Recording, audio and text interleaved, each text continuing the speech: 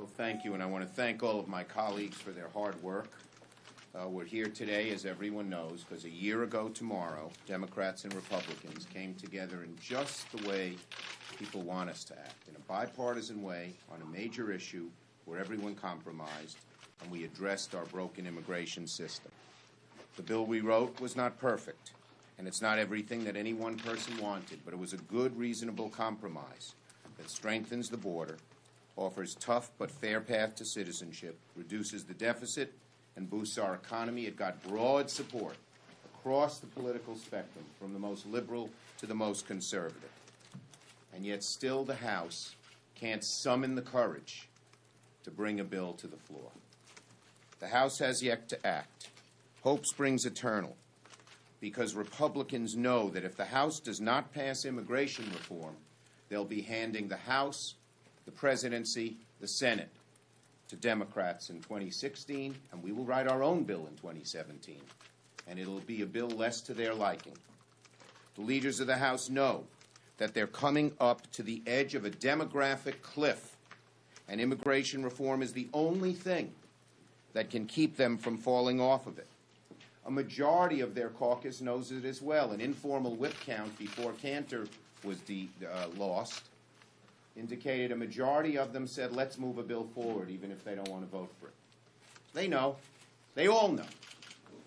But it's a small sliver of a minority of America, which has disproportionate weight, the Tea Party, that prevents them from moving forward. They're afraid of the Tea Party. They're afraid of the word amnesty, even though our bill is not amnesty at all. But Rush Limbaugh says it enough, and they're afraid that their primary voters, who skew far right, believe it.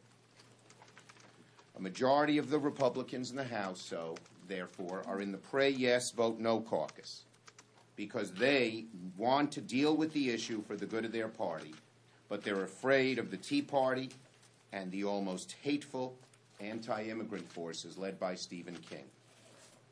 The Tea Party may be a sliver of the American public, but they make a huge percentage of primary voters in their district.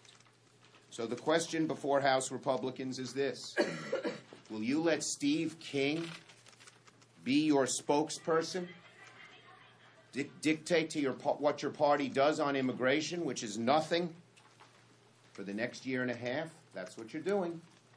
That's exactly what the Republicans are doing. Or do you summon a little bit of courage and pass immigration reform that'll be good for you, your country, and your party?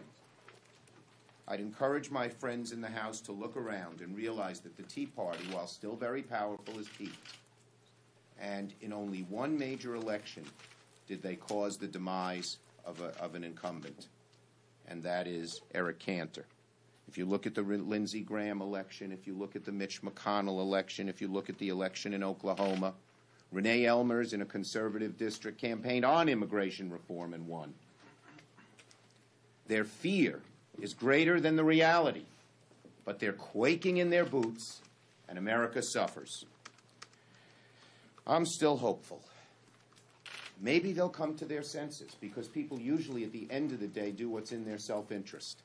And it is clearly in the self-interest of the Republican Party to move forward, and Speaker Boehner knows it. But they have about a month.